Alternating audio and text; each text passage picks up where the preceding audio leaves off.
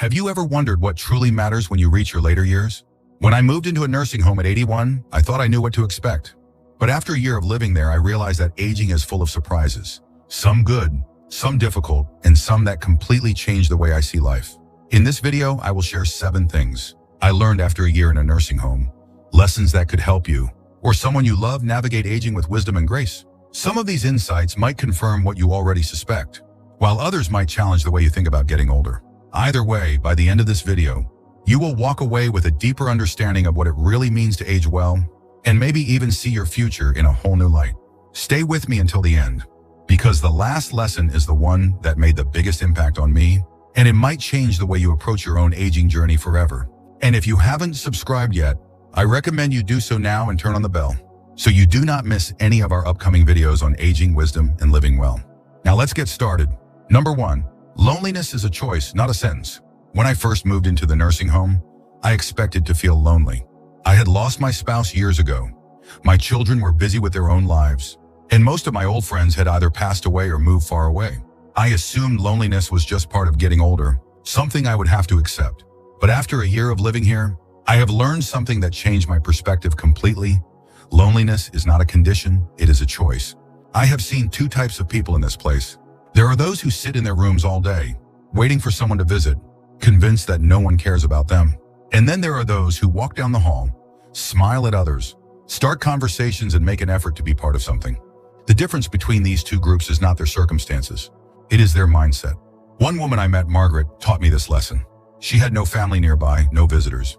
And yet she was one of the happiest people I had ever met. I asked her how she stayed so positive. She laughed and said, "I knock on doors. I sit at full tables, and I never wait for happiness to find me. I go looking for it." That stuck with me. So I tried it. Instead of staying in my room, I started saying hello to people in the hallway. I joined a card game, even though I had not played in years. I asked people about their lives, their families, their stories. And something incredible happened. My world got bigger. The more I put myself out there, the more people responded. I was not just passing time anymore, I was building relationships. I learned that loneliness is not about being alone. It is about choosing to stay disconnected. There will always be opportunities to talk, to laugh, to connect, but only if we take them. If you find yourself feeling lonely, ask yourself, am I waiting for someone to come to me, or am I taking the first step?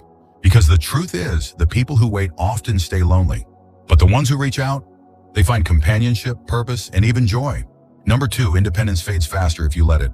When I first arrived at the nursing home, I saw a familiar pattern. Residents who were once capable of doing things for themselves slowly stopped trying. A man named Richard, who had always been strong and self-sufficient, started asking for help with the smallest tasks, things he had done his entire life. At first it seemed harmless, but within months he became weaker, less confident, and more dependent on others. The truth is, when you stop using your abilities, you start losing them. I learned quickly that maintaining independence is an active choice. It is easier to let someone else bring you a cup of coffee than to get up and pour it yourself. It is easier to take the elevator than to walk a few extra steps. But every time you take the easy route, you give up a little more of your strength, your mobility, and your sense of self. And once you give it up, getting it back is nearly impossible. That is why I made a rule for myself. If I can do it, I will do it. Even if it takes me longer, even if it is uncomfortable, even if I feel like I do not need to. I take the stairs when I can. I dress myself every morning without assistance. I stand up and move, even when I don't feel like it. It is not about proving anything to anyone. It is about holding on to what I have for as long as I can. Aging does not take away our independence overnight. It happens in tiny moments, little decisions that seem unimportant at the time, but over weeks, months, and years, they add up. I have seen people give up their independence without even realizing it, simply because they did not fight to keep it. So if you are still living on your own, do not let convenience steal your ability. Move, stretch, lift, stand, whatever you can do, keep doing it. Because the moment you stop, you start sliding toward a place where you will need help for everything. And that is a place you do not want to be. If you're still watching this video and finding these insights valuable, please comment number 2 below to let me know you're here. And if you haven't subscribed yet, I recommend you subscribe and turn on the bell so you don't miss any videos. Your support helps us continue creating good content to inform and inspire you. Now let's move forward. Number 3, health declines when routine disappears. When I first arrived at the nursing home, I noticed something strange. Some residents seemed sharp, engaged, and full of life, while others seemed to fade away, losing energy and interest in everything around them. At first, I thought it was just a matter of health. Some people were simply stronger than others. But over time, I realized the real difference was something else entirely: routine. I met a man named George, a retired teacher in his late 80s. Every morning, like clockwork, he woke up at the same time, shaved, got dressed neatly, and took a short walk before breakfast. He had a set schedule for reading, socializing, and even exercise. He was sharp, alert, and had a presence about him. Then I met others who had no routine at all. They woke up whenever they felt like it, skipped meals, stayed in their rooms, and let the day pass them by. The difference in their mental and physical health was undeniable. I learned quickly that the body and mind need structure. Without it, everything starts to unravel. When we stop having reasons to get up, to move, to engage, our muscles weaken, our minds slow down, and our days blur together. I have seen it happen again and again.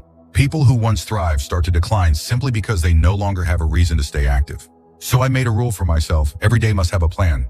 Even if I do not feel like it, I get up, shower, and get dressed. I set times for meals, for reading, for a little movement. I make a point to step outside when I can, even if it is just for a few minutes. I talk to people at the same time each day, keeping those connections alive. It is not about keeping busy, it is about staying engaged with life. Aging is not just about the body growing old, it is about what we do with our days. Those who let go of structure often lose their spark, but those who create and stick to a routine, no matter how simple, stay sharper, stronger, and more alive. I have seen it with my own eyes, and I can tell you, if you want to stay independent, if you want to feel like yourself for as long as possible, build a routine and stick with it. It may seem small, but over time, it makes all the difference. Number 4, your attitude shapes your experience. When I moved into the nursing home, I assumed that the happiest residents were the ones in the best health, the ones who could still walk easily, who had frequent visitors, who had no major medical problems. But I was wrong. Some of the healthiest people I met were miserable, constantly complaining, dwelling on what they had lost. Meanwhile, some of the happiest residents were the ones with the most challenges: people in wheelchairs, people with memory issues, people who had outlived their closest friends. What made the difference? Attitude. I met a woman named Eleanor, 86 years old, who had severe arthritis that made it difficult for her to move. She could have spent her days focusing on the pain, the limitations, the unfairness of it all. Instead, every morning she greeted people with a smile, asked how they were doing, and never missed a chance to share a kind word. She told me, happiness is not about what happens to you. It's about how you decide to see things. That stuck with me, because I have also met people who had far fewer struggles than Eleanor, but were bitter, constantly dwelling on what they had lost, comparing their lives to what they used to be. The truth is, if you spend all your time focusing on what is gone, you will never enjoy what is still here. Aging brings changes. That is unavoidable. But what we choose to focus on, that is what shapes our experience.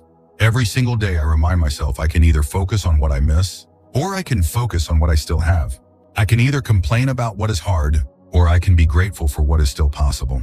I can either let the past define me, or I can embrace what is left of the present. I have learned that happiness is not something that just happens. It is something we create, something we practice. And the people who age the best are not the ones with the best circumstances, but the ones with the best mindset. If you wake up every morning expecting things to be worse, they will be. But if you wake up choosing to find something good in the day, you will. It really is that simple. If you're still watching this video and finding these insights valuable, please comment number 4 below to let me know you're here. And if you haven't subscribed yet, I recommend you subscribe and turn on the bell so you don't miss any videos. Your support helps us continue creating good content to inform and inspire you. Now let's move forward. Number 5, family visits are unpredictable, but friendships sustain you. When I first moved into the nursing home, I thought that family visits would be the highlight of my days. And at first they were. Seeing my children, my grandchildren, catching up on their lives, it gave me something to look forward to. But as time went on, the visits became less frequent. Life got busy, schedules got complicated, and sometimes weeks would pass without a visit. At first it hurt. I found myself waiting, hoping, feeling disappointed when the phone did not ring. Then I noticed something. The people who spent all their time waiting for family visits were often the loneliest. But the ones who built friendships inside the nursing home, they always had someone to talk to, always had a reason to smile. That was when I realized family is important, but friendships are what keep you going. I met a man named Albert. He had a son who lived 2 hours away and only visited once every few months. But Albert never seemed sad or lonely. Every morning, he had coffee with a small group of friends. He played cards in the afternoon, shared meals with people he cared about, and always had someone to laugh with. One day I asked him how he managed to stay so positive, despite not seeing his son very often. He smiled and said, "I stopped counting the visits and started counting the people who were here every day." That changed everything for me. Instead of focusing on when my family would visit, I started focusing on the people around me. I made an effort to sit with different groups at meals, to check in on my neighbors, to join in on activities, even when I felt like staying in my room. And the more I did, the less lonely I felt. The truth is, our families love us, but they have their own lives, their own responsibilities, and as much as they care, they cannot always be there as often as we might want. That is not a reflection of their love, it is just life. But we can choose to let that make us feel forgotten, or we can choose to build connections right where we are. I have seen it again and again. People who sit and wait for family visits often feel disappointed. But those who put effort into making friends, into being part of something, into forming relationships with the people they see every day, they thrive. Because at the end of the day, love is not just about who is related to you. It is about who shows up, who cares, and who makes your world feel a little less lonely. And more often than not, those people are not the ones who share your blood, but the ones who share your days. Number 6, the past becomes more vivid, but the present still matters. One of the strangest things about getting older is how the past starts to feel more real than the present. I can remember details from my childhood with absolute clarity. The way my mother's kitchen smelled, the songs that played on the radio, the sound of my best friend's laughter when we were kids. But ask me what I had for lunch yesterday, and I might have to think for a moment. I have noticed this in others too. Conversations in the nursing home often drift toward the past. Stories of old jobs, young love, the way things used to be. And I understand why. The past is familiar, comforting. It is a place where we were strong, where we were needed, where life felt bigger. But there is a danger in spending too much time looking backward. It can make us forget that we are still here. I once met a man named Frank. He was 89 and he could tell stories about his younger days in stunning detail. But that was all he talked about, the past. He never joined activities, never asked anyone about their lives now, never seemed interested in the present moment. It was as if he had decided his life was already over, even though he was still very much alive. Then there was Helen.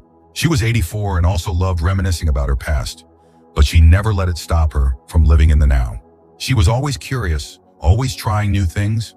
I remember her once saying, "I have more yesterdays than tomorrows, but that doesn't mean today doesn't count." That stuck with me. Because the truth is, nostalgia is a gift. It reminds us of where we came from, of the lives we built, of the moments that shaped us. But it should never come at the cost of the present. We still have conversations to enjoy, meals to savor, people to connect with, and moments to be part of. Life may not look the way it once did, but it is still happening. And if we spend too much time in the past, we risk missing what is left of the present. So yes, tell your stories. Remember your best days. Smile at the memories that warm your heart. But do not forget to look around you, to stay engaged, to keep living, because no matter how many years we have behind us, the time we have now still matters. If you're still watching this video and finding these insights valuable, please comment number 6 below to let me know you're here. And if you haven't subscribed yet, I recommend you subscribe and turn on the bell so you don't miss any videos. Your support helps us continue creating good content to inform and inspire you. Now let's move forward. Number 7, small pleasures make a big difference. As you get older, your world starts to shrink. The grand adventures, the big milestones, the career achievements, all those things that once defined your life become part of the past. What you are left with is the everyday moments, the simple routines, the small things that fill your time. And what I have learned after a year in a nursing home is that those small things matter more than you think. I have seen people find pure joy in the simplest pleasures. A warm cup of coffee in the morning, a favorite song playing in the background, the feeling of sunshine on their skin while sitting by a window. One man I know, Harold, 82 years old, lights up every time he gets his favorite butterscotch candy. He keeps a little stash in his drawer and always offers one to whoever stops by. It is a small thing, barely worth mentioning to most people, but to him it is a ritual that brings comfort, connection, and a little bit of happiness. I have learned to cherish these moments myself. There is something special about the first sip of hot tea in the morning, the sound of birds outside my window, the familiar voices of friends greeting me in the hallway. When life slows down, these tiny moments become the highlights of the day. And I have seen it. Those who embrace them, who savor them, who take time to appreciate the small joys around them, are the ones who remain the most content. On the other hand, I have also seen people who focus only on what they no longer have, the trips they can no longer take, the foods they can no longer eat, the things they can no longer do. And the more they focus on what is missing, the less they see what is still there. That is when bitterness creeps in, when days feel empty, when nothing seems to bring joy anymore. The truth is, happiness does not always come from the big things. Sometimes it is just a good meal, a kind conversation, a quiet moment of peace. And when you learn to appreciate those things, life becomes a little brighter, no matter where you are, no matter what stage of life you're in. So take a deep breath. Notice something small around you right now. A sound, a smell, a taste, a feeling that brings even the slightest bit of joy. Hold on to it. Because in the end, it is not the big events that make life meaningful, but the small pleasures that make each day worth living. Final thoughts. After a year in a nursing home, I have learned that aging is not just about growing older. It is about how we choose to experience the years we have left. Independence fades if we let it, but if we stay active and engaged, we hold on to more than we think. Loneliness is not an unavoidable fate, it is a choice, and the more we reach out, the more connected we feel. Routine is not just a way to pass time, it is the foundation that keeps our bodies and minds strong. Attitude is everything. The happiest people I have met are not the ones with perfect health, but the ones who decide to focus on what they still have instead of what they have lost. Family visits may not always be frequent, but friendships can fill the gaps and bring steady companionship. The past will always be with us, but if we spend all our time looking back, we risk missing the moments that still remain. And in the end, it is the little things. The morning coffee, the laughter, the sunlight streaming through a window that bring the deepest sense of joy. If there is one thing I want you to take away from this, it is this: life does not end when things change. There is still room for connection, for growth, for happiness, if we are willing to embrace it. Thank you for joining us today. We'd love to hear from you. Leave a comment below and share one thing you learned today and how you plan to use it in your life. Your thoughts are important to us, so do not hesitate to share them. Reading your comments gives us great motivation and encouragement. If you enjoyed this video and found it helpful, please like, subscribe, and share. Your support helps us continue creating good content to inform and inspire you. Thanks for watching, and we look forward to seeing you in the next video.